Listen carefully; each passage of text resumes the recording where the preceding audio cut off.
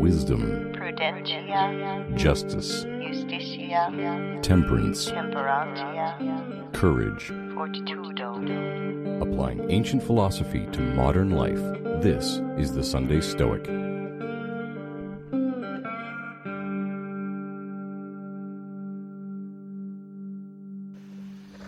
Hi, Steve. I just heard your podcast and heard that you are leaving.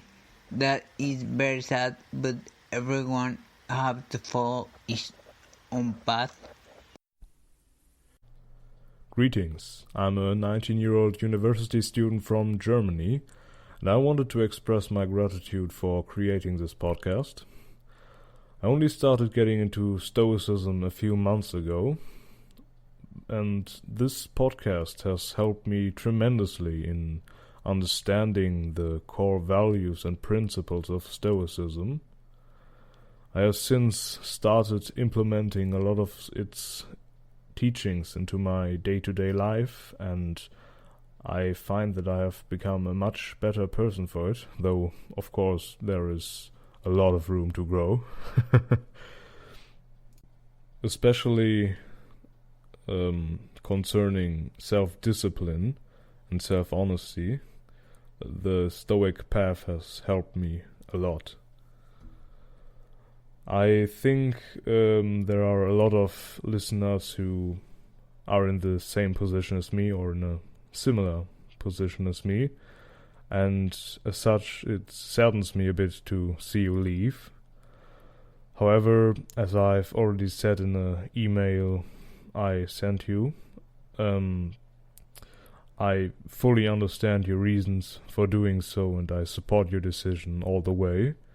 And perhaps as life is made more meaningful by death, ending this podcast also makes what is already there more meaningful to us. Well, anyway, there are 100 things I could also say and make this even longer, but I don't want to overdo it and make this longer than it needs to be. As such, I want to thank you again and wish you the best. Farewell. Hello, Steve. This is Michael Cockcroft, aka Tribal Lion, and I want to congratulate you on the fine work you've done with the Sunday Stoic podcast. So often, Stoicism is discussed in very academic and analytical ways.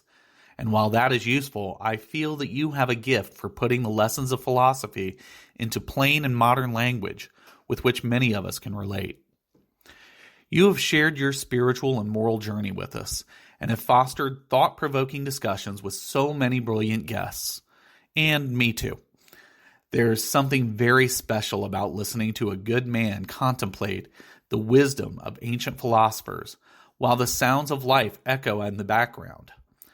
The birds chirping, the thunderstorms rolling in, the dog barking, and Charlie playing, or the echoes from your office walls, are all things that remind us that the lessons of philosophy, much like your own area of expertise in biology, are not confined to the classroom or the textbook, but are to be implemented and practiced in our everyday lives in harmony with nature.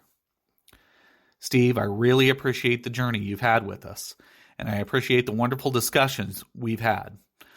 I hope you will return to us from time to time and fill us in on your new adventures and that you have and the new lessons that you've learned. Thanks for everything, buddy. Carpe diem. Hi, this is Mark from New England. Great podcast. Loved your show. We've been fans of yours ever since a year or two ago when we played your podcast during our Stoic camp in New England. Tomorrow, on Saturday, October 10th, we're having our Stoicon X New England. You can listen to it live on YouTube or recorded on YouTube afterwards, I believe, if we get the recording right. Great show, and hope it's a hiatus, not an end, but if it's end, that's fine too. We appreciate all that you've done. I especially like the guitar solo at the end and the way you change your voice when you read from the ancient sources. Farewell, Steve. Great listening to you. Hope we hear from you again. Hi Steve, this is Tim Foster from Edinburgh in the United Kingdom. First of all, I just want to say thank you. The Sunday Stoic has provided a weekly source of inspiration and grounding. You've challenged me to explore the core principles of Stoicism, and you've enriched my life as a result. I hope you find your time away to be incredibly restful, and I sincerely hope that you'll be back. Thank you, Steve. Hi, Steve. It's Ian from St. Catharines, Ontario. I started exploring Stoicism right around the time that you began this podcast, so I've been listening right from the beginning. Thank you for all your hard work over the past few years, and I'm glad that I was able to contribute a little bit as well. Hey, Steve. This is Jed from Michigan. Congratulations on 200 episodes. That's a huge accomplishment. I wanted to say thank you for all the hard work that you've put into this over the years and for allowing us to tag along on your journey. Personally, I found all these episodes to be very interesting and informative, and it's been a great way to keep myself focused on the practice. One of my favorite areas of discussion has been around the memento mori. That idea has always really resonated with me, and it's something that I think about a lot. It's bittersweet knowing that it's all coming to an end, or at least a long pause, but I understand your decision, and I wish you well in the next chapter of your journey. For now, I'm going to start over and revisit all the episodes from the beginning, hopefully getting some new insights along the way. So, good luck, hope to hear from you soon, and carpe diem. Hi Steve, Pali Kisutsky here, currently in Vienna, Austria, by origin coming from Slovakia. I found Stoicism thanks to your Sunday Stoic podcast. In the best timing possible, it was spring 2018. I tragically lost my older brother then and faced difficult times at work, altogether ending up in hospital bed as my body's reaction to all the stress. Right there, I found courage to do something about how I look at the problems and how I face other people's demands on my time or my feelings, how to stress myself less and enjoy the beauty of life more. Let's call it philosophy for life, but that might be overstretching it. Or rather memento mori, carpe diem, all combined, just not spelled like this. By the time I left hospital, I have listened to dozens of your podcasts already and never stopped listening since.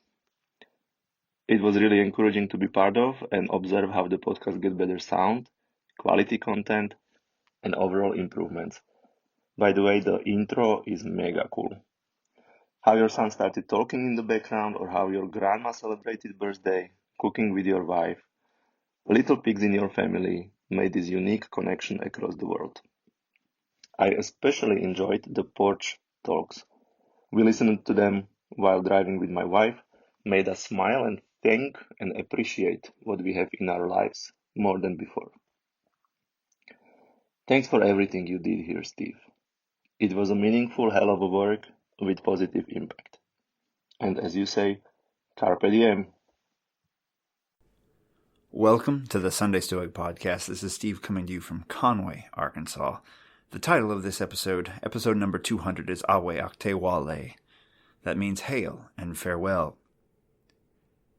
We've done 200 episodes together, and I actually have a couple more to release to you yet, so we won't be ending on a round number like I had planned, but some things are in my power and some things are not. But I have mentioned in a previous episode I'm going to step away from the microphone.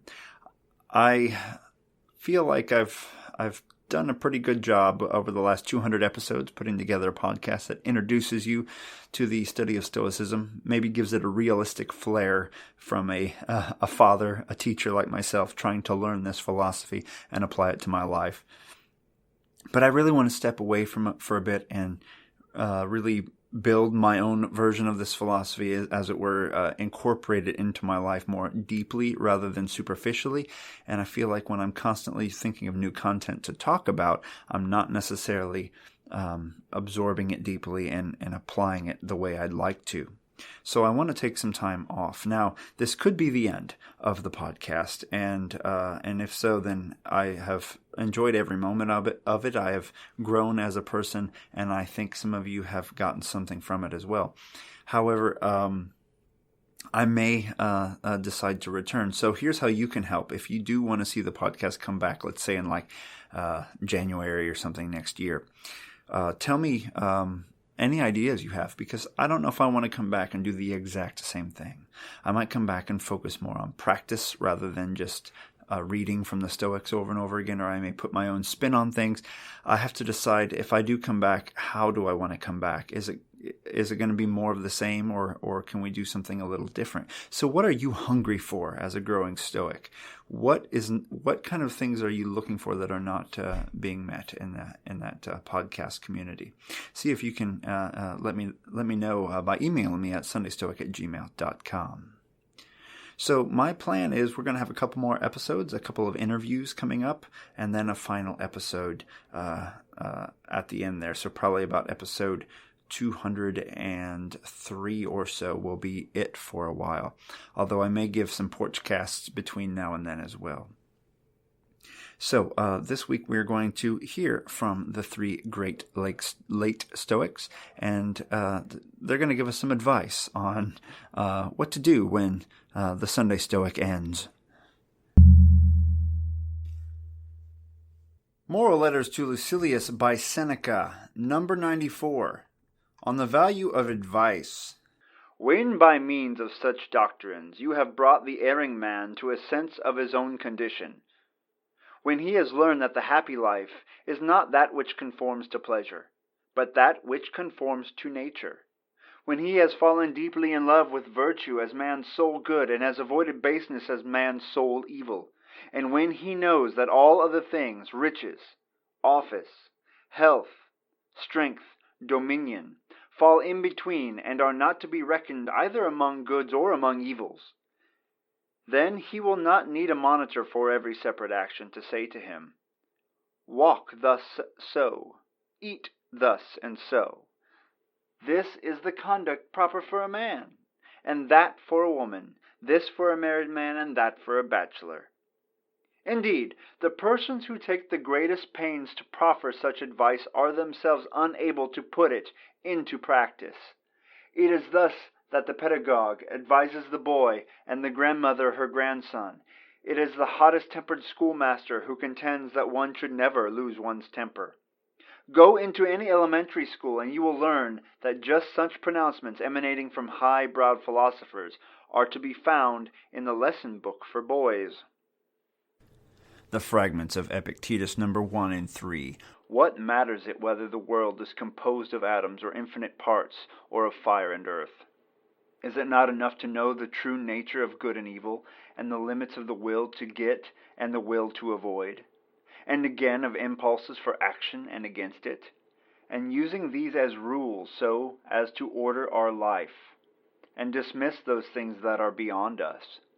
It may be that the human mind cannot comprehend them, and even if one should assume that it can, of what use is it to comprehend them?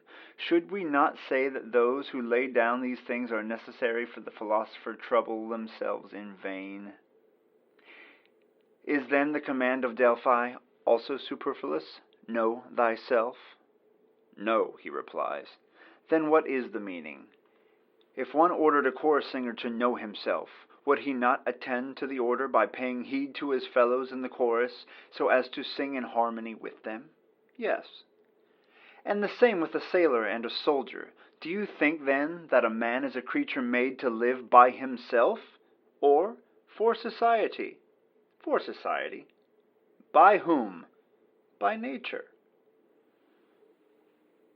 What nature is, and how it administers the universe, and whether it is or no, these are matters it is not necessary to trouble ourselves with. All things obey and serve the universe, earth and sea and sun, and the other stars and the planets and the animals of the earth, and our body, too, obeys it. Enjoying sickness or health, and passing through youth and old age, and other changes when the universe wills, is it not reasonable, then, that what is in our power, that is our judgment, should not be the only thing to strive against it? For the universe is strong and superior to us, and has provided for us better than we can, ordering our goings along with all other things. And besides, to act against it is to side with unreason, and brings nothing with it but vain struggle, involving us in miseries and pains. The Meditations of Marcus Aurelius, Book 8, Numbers 26 and 27. Satisfaction consists in doing the things we were made for. And how is this to be compassed? By the practice of general kindness, by neglecting the movements of our senses, by distinguishing appearance from truth, and by contemplating the nature of the universe and its works. Every man has three relations to acquit himself in. His body, that encompasses him, makes one. The divine cause that gives to all men, all things, another. And his neighbors, a third. So according to Seneca, once you know the principles of Stoicism, you no longer need a guide to help you out every day. Once you have a love of virtue and you know that externals are somewhere between good and evil, so they can't really hurt you, they don't really make you better once you get them, then you're going to be your own person, your own thinker, your own philosopher. You're on the path to being a Stoic. And you don't need a guy every Sunday telling you what he thinks about Stoicism. He also says something very pertinent to me. Often those who talk about philosophy are the worst at applying it. And I think that that's the case for me. Like, don't think of me as some Stoic sage. I'm just a dude who's struggling like hell to apply this thing to my life. And I think pausing for a moment and working on that more thoroughly is something I really want to do. So look to those who live it, not those who speak about it. That is my advice for you, via Seneca here. Epictetus says that it doesn't matter how the universe works. If it's, gods or matter or whatever, that's not important. What's important is our inner self, the choices we meet, the rules we set on how to live our lives. And we can't set those rules until we have a foundation of this philosophy, and then we can make rules and then live our lives by those rules. And we need to focus on knowing ourselves. He says, not the external world. That kind of hurts me as a scientist a little bit, but still, he says, focus on knowing ourselves and not the external world. And that means that we need to realize that if we know ourselves, we'll know that we are social beings, and one of our goals is not just to sit around and improve ourselves within the confines of our own home, but we are social beings that need to work together to help all humanity. The universe may or may not be understandable, he says, but we should focus on the things within our power rather than getting worried about things that we may or may not understand, but accept the things that we can't control. Understand that the universe is vast and huge, and there will be things that happen that we can't control, and we have to accept and make the best of the best way we can with our philosophy. And lastly, Marcus says that we need to remember why we're here. We are social beings. We're here to be kind. We are here to be temperate, to be self-controlled. We're here to work on our ability to tell appearances from truth, eliminate what's really fake news, and pursue reality. Our goal, ultimately, is to help humankind. So I hope that we are able to find serenity, to find some temperance, inner peace, as it were, and at the same time pursue this goal of helping humankind. So there will be a few more episodes, a couple interviews, and then a final farewell. And if you want to email me and try to talk me out of it, I love podcasting. I am considering coming back in 2021 with perhaps the Sunday Stoic or something new. Is there an interest out there? Is there a need out there? Can I fulfill a need that's not already being met by the Practical Stoic or Massimo's podcast and all those others that are already out there? I don't know. I don't know if it's necessary for Steve to keep talking into the microphone, but I do appreciate those of you who have been loyal fans and listeners, and what's more important than you listening are those stories where you've told me how you've actually grown and changed because of some of the advice you've learned from the podcast. That means a lot to me, and I appreciate it. So I'm trying to decide what to do exactly. But one thing I don't want to do is just fade away. I've seen a lot of podcasts where the podcaster gets kind of burned out, and then their shows start showing up less and less frequently, and then maybe they're gone, maybe they're not. I want to have a final episode with the hope that maybe it will come back like the Phoenix, or like the cosmic, the conflagration of the Stoics. The universe may burn up and come back again. The Sunday Stoic may return, but I need a little time off to recharge and to redesign, as it were. But your input is vitally important if that's going to happen. So let me know, and it'll help me to make an informed decision. But until then, I will see you for the next few weeks. Seize the day. Carpe diem.